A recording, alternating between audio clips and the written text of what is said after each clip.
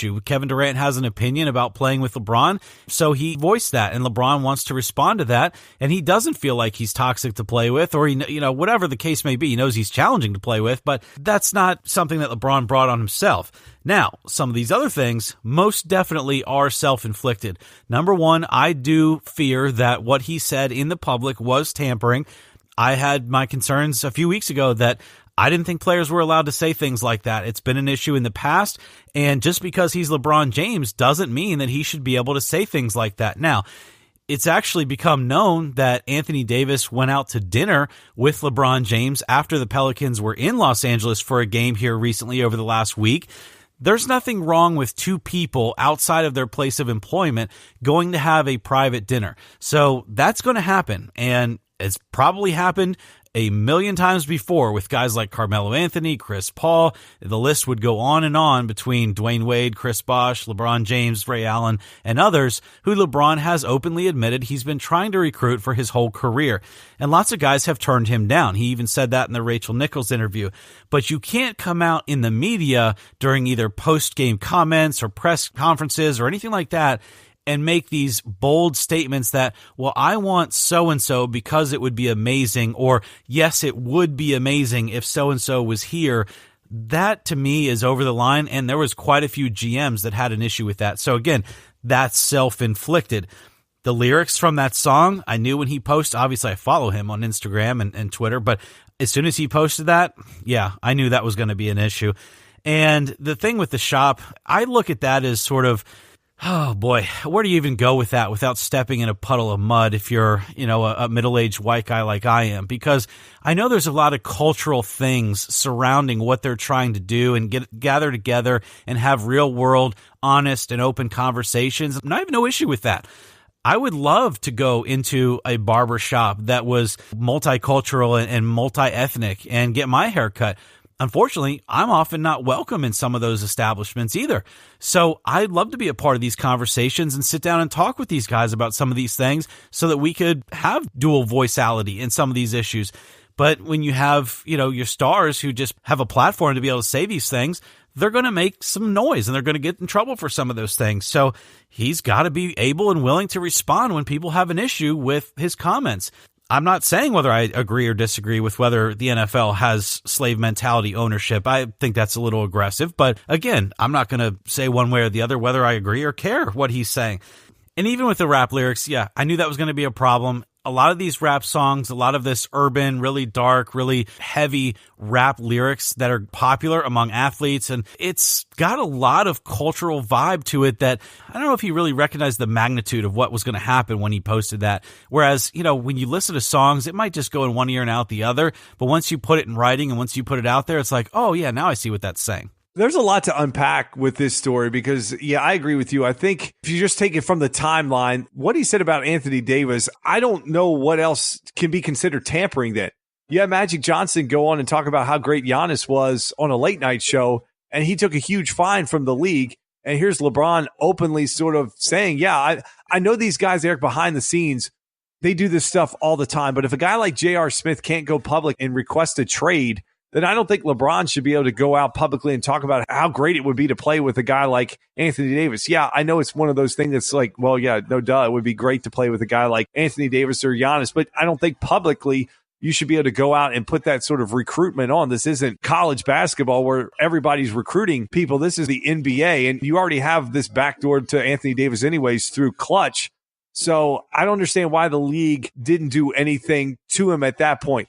I look at the Hollywood situation as what happened on the shop because I feel like that's something that LeBron definitely brought onto himself. We really didn't see him have to deal with at any other point in his career where he has this show where he has a platform to basically say whatever he wants to say. You can unpack that story a million different ways. And again, you hit on it there of it's hard for us in the position we're in to really be able to talk about that. But having done a lot of study with history and reading and things like that, I don't think it's comparable to what an NFL player and even someone that's on the practice squad, the lifestyle they have versus someone that was a slave. I think that is completely, you used the word aggressive. I think he's so far out of bounds.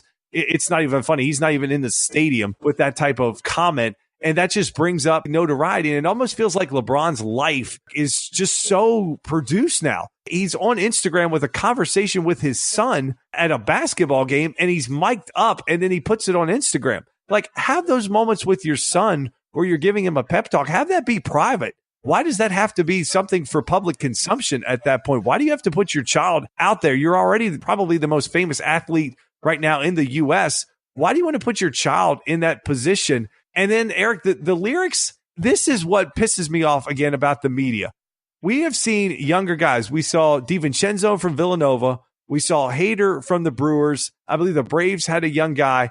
All that had stuff on their Instagram pages when they were 15, 16, 17 years old, and most of it was rap lyrics, and they got drug under the bus by the media. They got thrown to the wolves. Their lives had to be embarrassed. They had to go through a public shaming. And here's LeBron James, almost going to be 34 years old, I believe, on the 30th of this month. He's posting stuff and then he gets to claim ignorance. I don't understand why LeBron gets a free pass, but we have to publicly shame teenagers and what they did. Now they're 20-some-year-olds in the major league, in the NBA, or they've just had these big moments, and all of a sudden we have to publicly shame them. But we give a pass to someone that goes out and makes it a point to talk about putting down how people vote and wanting to tell everybody else how to live and love and this and that. Then he gets to claim ignorance, and the media just buys that. I don't understand that, Eric. That drives me crazy when I sit there and I watch that. And it just goes to show what Kevin Durant said. There's a lot of groupie love out there for LeBron James. ESPN is not going to take one of their partners to task over something that he said. They're going to try to get that story off the radar as quick as possible. And a lot of the other media is just not going to cover it. And frankly, it's just not fair. It's not fair to compare someone that's twice as old as these kids, and we want to hold them to a higher standard than a player that everyone wants to put on the pedestal as the current version of a Muhammad Ali. It's just not right to do that. So I have a big problem with that. No, LeBron, you don't get to claim ignorance. Everybody knows that you can't say things like that that's a stereotype. You've been in the Hollywood spotlight enough to know those type of things just can't be brought up, because that's a big thing out in that LA culture. You even saw one of the producers and creators of Entourage come out and basically say, like, no, you don't get a free pass on this. You should know better. So that was the biggest thing I had an issue with. And it wasn't necessarily him as number one, him claiming ignorance of it. I don't agree with that. I think he knows better. Number two, the media giving him a free pass on it. Again, that's part of the reason we did this show, because the media just covers things in a way that they want to and not in a way that's fair. Well, I think you're going to be surprised, but I'm actually going to agree with your take on that, Justin.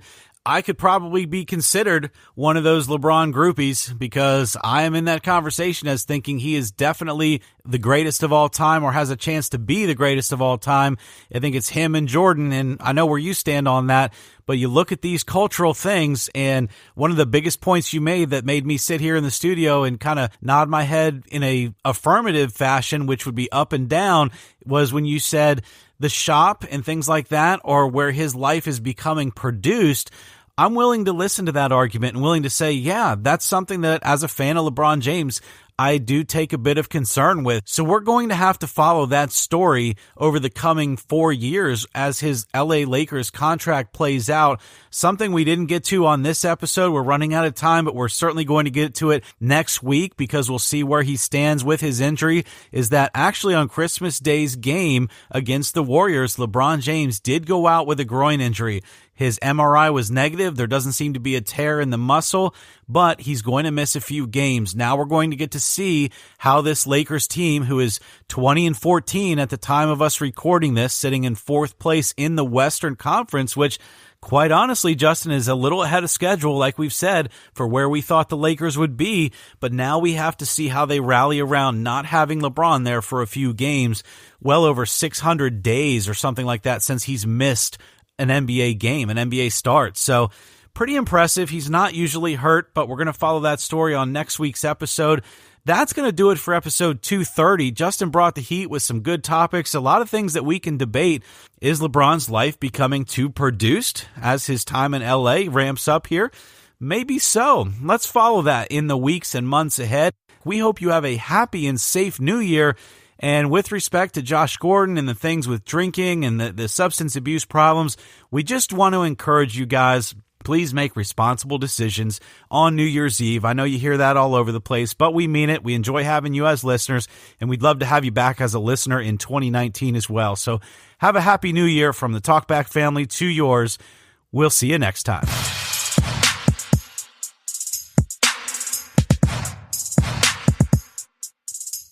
Thank you for listening to this episode of Talkback. Staying current on sports is our #1 goal. So we drop a new episode each Thursday at 10 a.m. Eastern Standard Time on Apple Podcasts, Stitcher, or the podcatcher of your choice. For more info about the show, to meet the hosts, or to partner with us on future episodes, please visit TalkbackFanTalk.com.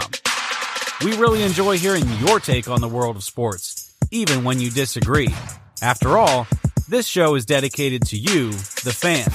So get direct access to us on Twitter using @TalkbackJustin and @TalkbackEric. Check out our corporate feed on Twitter and Instagram using the handle @TalkbackFanTalk. We hope you have a great week. We'll talk back at you next time.